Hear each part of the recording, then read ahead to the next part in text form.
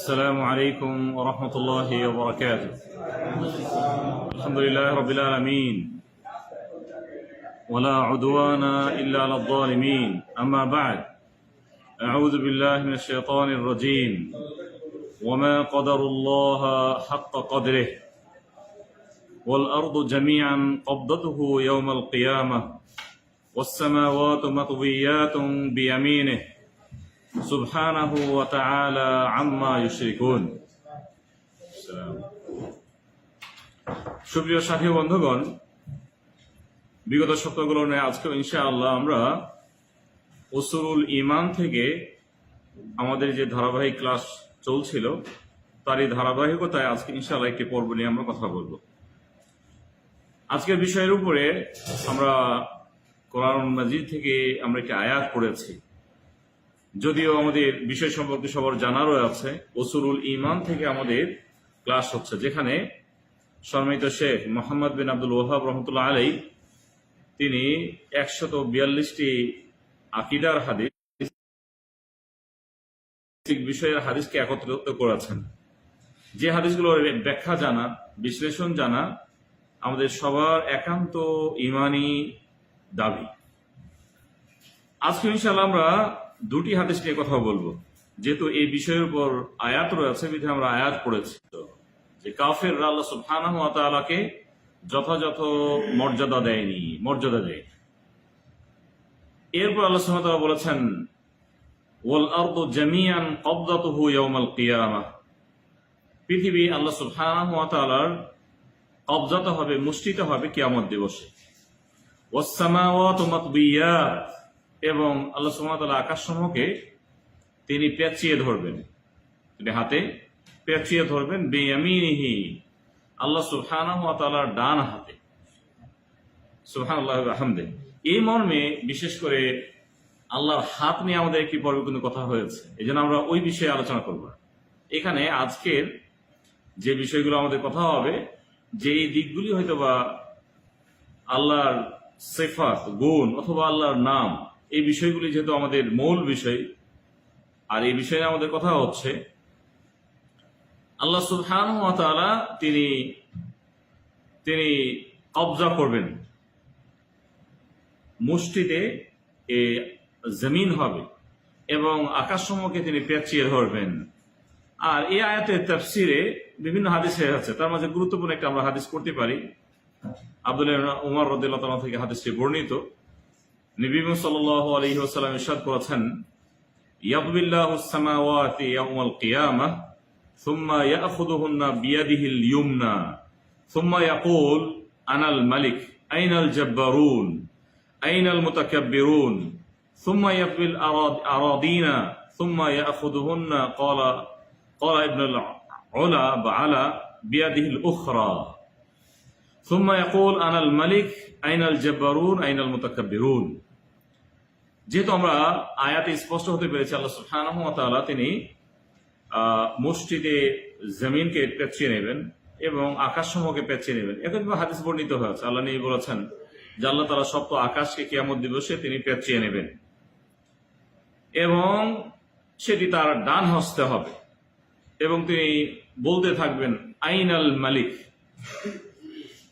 বাদশারা কোথায়, বাদশারা কোথায়, তথা দুনিয়ার যে বাদশারা তারা কোথায়। আল্লাহ সুবহানাহু ওয়া তাআলা বলেছেন আইনাল জাব্বারুন, যারা বড়ত্ব করেছে, অহংকার করেছে, মুতাকাব্বির দুইটি শব্দ, যারা অহংকার করেছে, বড়ত্ব প্রকাশ করেছে, যারা অন্যায় অবিচার করেছে, তারা আজকে কোথায়। কেননা এই অন্যায়গুলি ব্যক্তির জীবনেও হয়, ব্যক্তিকেন্দ্রিক হয়। অনুরূপভাবে যারা দায়িত্বশীলরা অন্যায় করে, বিশেষ করে যারা নেতৃত্ব দেন, তাদের ক্ষেত্রে ব্যাপকভাবে এই যুলম, এই অন্যায় হয় এবং তাদের এই অন্যায়গুলি তাদের রাজত্বের অথবা তাদের নেতৃত্বের কারণে, রাজা হওয়ার কারণে তিনি রাজত্ব করেন, তিনি অন্যায় করছেন, অহংকার করেন, গর্ব করেন। আল্লাহ সুবহানাহু ওয়া তাআলা বলবেন যে আইনাল জাব্বারুন আইনাল মুতাকাব্বিরুন, যারা দুনিয়াতে তোমরা বড়ত্ব প্রকাশ করেছ, অহংকার করেছ, আজকে তারা কোথায়?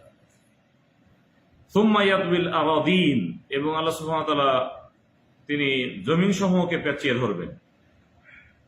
ইবনু আলা তিনি বলেছেন, বর্ণনাকারী বলেছেন যে বিয়াদিল উখরা, অন্য হাতে।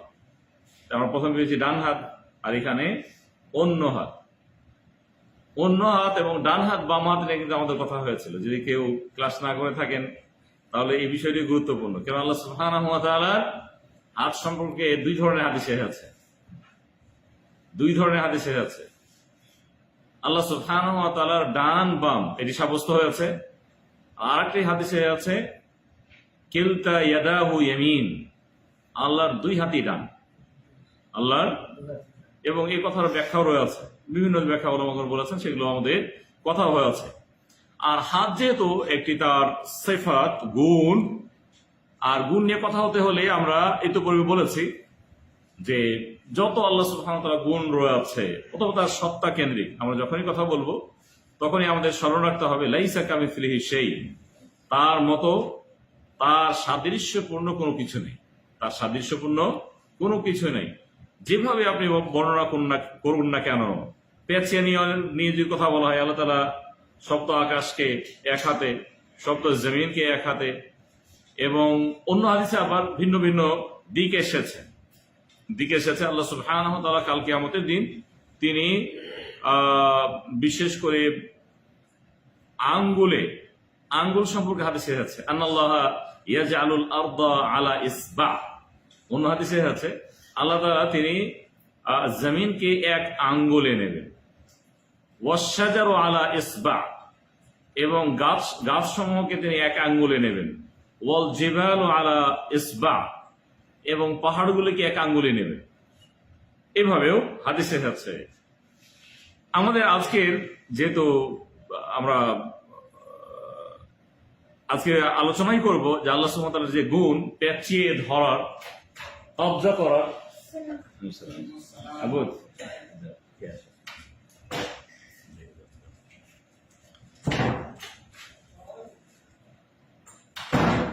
আল্লাহ সুবহানাহু ওয়া তাআলার যেহেতু গুণ পেঁচিয়ে ধরার, তাহলে এই কবজা করা, এই বিষয়ে আমাদের একটু কথা বলতে হবে। এই বিষয়ে আমাদের কথা বলতে হবে। এছাড়াও হাদিসে উল্লেখ হয়েছে মালিক, বাদশাহ, এটি তার একটি নাম। এই বিষয়ে আমরা কথা বলবো। সম্মানিত শেখ এই আয়াত আলোচনা করার পর তিনি বেশ কয়েকটি হাদিস উল্লেখ করেছেন। আমরা আজকে হয়তোবা দুটি হাদিস পড়বো। এই বিষয়ে আরো হাদিস রয়েছে, আমরা হয়তোবা অন্য একটি পর্বে বাকি হাদিসগুলো আলোচনা করার চেষ্টা করবো ইনশাআল্লাহ। প্রথম হাদিস সহিহ বুখারীতে এসেছে, আবু হুরায়রা রাদিয়াল্লাহু তাআলা থেকে বর্ণিত। তিনি বলেছেন সামি'তু রাসূলুল্লাহ সাল্লাল্লাহু আলাইহি ওয়াসাল্লাম ইয়াকুল, আল্লাহ নবীকে আমি বলতে শুনেছি, ইয়াকবিদুল্লাহুল আরদা ওয়া ইয়াকবিস সামাওয়াতি বিয়ামিনিহি, আল্লাহ তাআলা তিনি জমিনকে কবজা করবেন, তিনি ধারণ করবেন, এবং আকাশসমূহকে ডান হাতে তিনি পেঁচিয়ে ধরবেন। সুম্মা ইয়াকুল আনাল মালিক আইনা মুলুকুল আরদ, আমি তো হলাম বাদশাহ, দুনিয়ার বাদশারা কোথায়? দুনিয়ার বাদশারা, এই আরেকটি হাদিস। আমরা তাহলে এই বিষয়ের উপর আজকে তিনটি হাদিস আমরা পেয়ে যাব। আসসালামু আলাইকুম। ইবনে ওমর থেকে আরেকটি হাদিস বর্ণিত হয়েছে। ইবনে ওমর রাদিয়াল্লাহু আনহু হাদিস বর্ণিত হয়েছে, নবী সাল্লাল্লাহু আলাইহি ওয়াসাল্লাম ইরশাদ করেছেন, ইন্নাল্লাহা ইয়াকবিদু ইয়াওমাল কিয়ামাতি আল আরদা ওয়া তাকুনু আস-সামাওয়াতু বিয়ামিনিহি সুম্মা ইয়াকুল আনাল মালিক। এটিও বুখারীর হাদিস, ইবনে ওমর থেকে এসেছে। তাহলে আবু হুরায়রা অথবা ইবনে ওমর থেকে যে হাদিসগুলো এসেছে যে আল্লাহ সুবহানাহু ওয়া তাআলা তিনি আকাশসমূহকে তিনি তার ডান হাতে পেঁচিয়ে ধরবেন, এবং জমিনকে অন্য হস্তে, বা আমরা যদি বাম বলি, এখানে অন্য রয়েছে, অন্যই আমরা বলি, বা দ্বিতীয় হস্তে আমরা এভাবে বলতে পারি। বিশেষ করে আল্লাহ সুবহানাহু ওয়া তাআলা তিনি যে বাদশাহ, যেটি আমরা বলতে পারি যে তাওহীদে রুবুবিয়্যাহ, বাদশাহী তো একমাত্র আল্লাহ সুবহানাহু ওয়া তাআলার, এটি সকলেই বিশ্বাস করে, এবং এমনকি কাফেররা তারা বিশ্বাস করে। তবে আমাদের এবং তাদের বিশ্বাসের মাঝে শুধু তারতম্যই হলো যে তারা মনে করে আল্লাহকে তো বাদশাহ হিসেবে তারা মানে, স্রষ্টা হিসেবে মানে, তবে তারা মাধ্যম ধরে দুনিয়ার দুনিয়ার কোনো কিছুকে, কখনো জড় পদার্থ হতে পারে, মূর্তি জড় পদার্থ, গাছগাছালি যদি হয় জড় পদার্থ, সেগুলোকে তারা সুপারিশকারী হিসেবে গ্রহণ করে এবং সুপারিশকারী হিসেবে তাদের ইবাদত করে।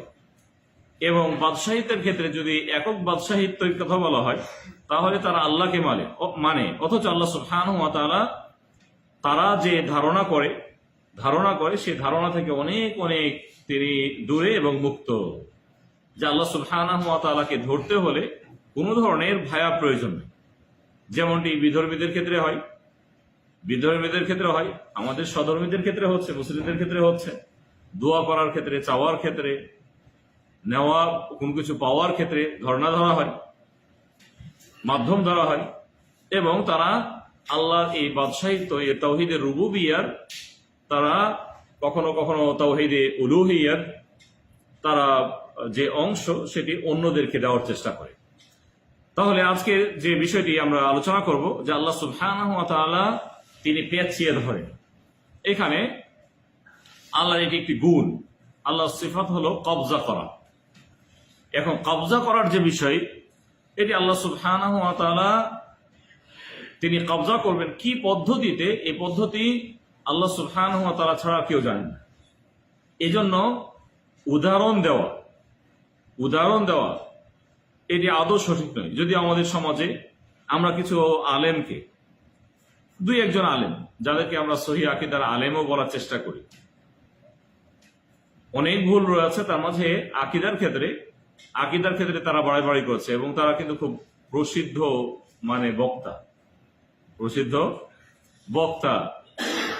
আমরা শুনেছি নিজেই শুনেছি, ইউটিউবে রয়েছে যে এই আয়াতগুলি পড়ে, এই হাদিসগুলো পড়ে তিনি উদাহরণ দিয়েছেন যে আমাদের চাঁপাইনবাবগঞ্জের যেভাবে রুটি ভাজা হয় সেভাবে তিনি এই আকাশ এবং জমিনকে তিনি উল্টাবেন, পাল্টাবেন, পেঁচিয়ে ধরবেন বলতে চেয়েছেন। তো এখানে তাহলে সাদৃশ্য বর্ণনা করা হলো। এ ধরনের সাদৃশ্য বর্ণনা আল্লাহর ক্ষেত্রে গ্রহণযোগ্য নয়। পেঁচিয়ে ধরবেন, এখন পেঁচিয়ে ধরবেন আপনার মতো আপনি যদি বর্ণনা করেন, আমাদের মতো যদি বর্ণনা করি, আল্লাহ তাআলা এই উদাহরণ থেকে তিনি মুক্ত। তাহলে কি বলতে হবে? লাইসা কামিথলিহি শাই, তার সাদৃশ্যপূর্ণ কোনো কিছু নেই, তার সাদৃশ্য বর্ণনা করা যাবে না। তিনি সবকিছুর ঊর্ধ্বে। যে তিনি কিভাবে পেঁচিয়ে ধরবেন ডান হাতে সপ্ত আকাশকে কিভাবে তিনি পেঁচিয়ে ধরবেন, এই দুনিয়া আকাশ নয়, 7 আকাশ এবং 7 জমিনকে তিনি পেঁচিয়ে ধরবেন। আর তিনি কাল কিয়ামতের দিন বলবেন যে ওয়াইনাল মালিক, বাদশারা কোথায়? আনাল মালিক, আমি একমাত্র বাদশাহ, আমি সত্য বাদশাহ। যারা তোমরা নিজেকে নেতা দাবি করেছো, বাদশাহ দাবি করেছো, রাজা দাবি করেছো, তোমরা আজকে কোথায়? কেউ কথা বলবে না, সবাই নাফসি নাফসি করবে। এই জন্য এই কবজার যে বিষয়টি রয়েছে, কবজা বলতে স্পষ্ট। যদি আমাদের কবজা আমরা বলি আমাদের মতো, আল্লাহর কবজা আল্লাহর মতো, তবে কবজা বলতে যে জিনিসটি বুঝবো আমরা, সেটি কোনো জিনিসকে পেঁচিয়ে ধরা, শক্ত করে ধরা। আর এই ক্ষেত্রে যদিও যারা আল্লাহ সুবহানাহু ওয়া তাআলার সিফাতের তাবিল করেছে, অপব্যাখ্যা করেছে, তারা অনেক সময় এই আয়াতে অথবা এই হাদিসগুলোর তারা অপব্যাখ্যা করেছে যে আল্লাহ সুবহানাহু ওয়া তাআলা পেঁচিয়ে ধরবেন, এটি আসলে সঠিক নয়, বরং এটি তার বাদশাহিত্বকে বোঝানো হয়েছে। অথবা তিনি যে আসলে কাল কিয়ামতের দিন তিনি একচ্ছত্র তার বাদশাহিত্ব হবে, তিনি এই বাদশাহিত্বকে এখানে উদ্দেশ্য করেছেন। মূলত তিনি কোনো জিনিস পেঁচিয়ে ধরবেন না। তারা বলতে চেয়েছে যে আল্লাহ সুবহানাহু ওয়া তাআলা যে কবজা করবেন, পেঁচিয়ে ধরবেন, তার হাতে মুষ্টি বন্ধ করবেন, সেটি ঘটবে না। এখন কিভাবে এটি আমরা বলতে পারবো না। এমনকি আঙ্গুলের ব্যাপারে আমরা এখানে হাদিস পেয়েছি যে আল্লাহ সুবহানাহু ওয়া তাআলার এক আঙ্গুলে জমিন হবে, এক আঙ্গুলে গাছ হবে, এক আঙ্গুলে পাহাড় হবে। সেগুলো কি পদ্ধতিতে হবে সেগুলো কি পদ্ধতিতে হবে সেগুলো আমরা জানি না। অনুরূপভাবে আল্লাহ সুবহানাহু ওয়া তাআলার আঙ্গুল সম্পর্কে যদি কথা বলা হয়, হাত সম্পর্কে হাদিসে স্পষ্ট হয়ে আছে যে আল্লাহ সুবহানাহু ওয়া তাআলার দুটি হাত রয়েছে, যেমনটি আমরা বর্ণনা করেছি।